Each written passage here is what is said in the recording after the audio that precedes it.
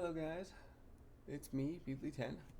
I just had a little bit of a thought that crossed my mind, making me think about how you can design levels that are small and slim and easy to navigate that the original walls in the easy FPS editor don't allow you to do. So I made these modifiers here that are essentially just walls. Sorry, my dog is barking in the background. So these are just, walls, right, that have angles and corners and stuff. It's not perfect because I'm going to have to make like cross sections and such. But as you can see right here, typically this would be completely closed off right in this spot. Well, now I have an extremely narrow hallway that I can walk down because of these wall modifiers. So if I go in here and I click test game, this is a huge work in progress, by the way. This is just something I wanted to show you guys. So the rooms already feel a lot bigger, right? I have a floor modifier that is in the ceiling, so the ceiling is like an entire floor modifier. So you can see it's the same object that's down here as it is up there. So you step down and step up off the stuff, but look at how skinny this hallway is. It almost looks like a doorway.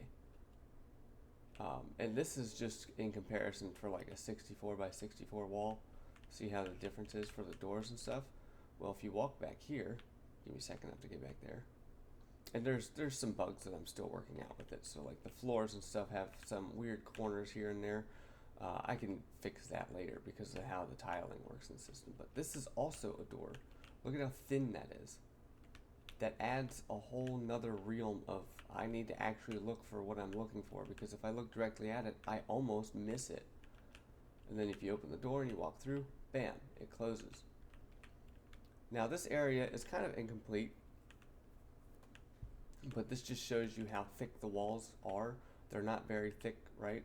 But it just gives you so much more exploring space, and it gives you such a massive capability of making more complicated levels in this engine. So I thought I'd throw it your way. And the reason why the roof overscans like this is because I purposefully made it so that the object is a lot larger than the existing structure, specifically so it can overscan into specific locations and cut corners off and make it so that these walls right here don't look like they have blank spaces if I ever use these floors.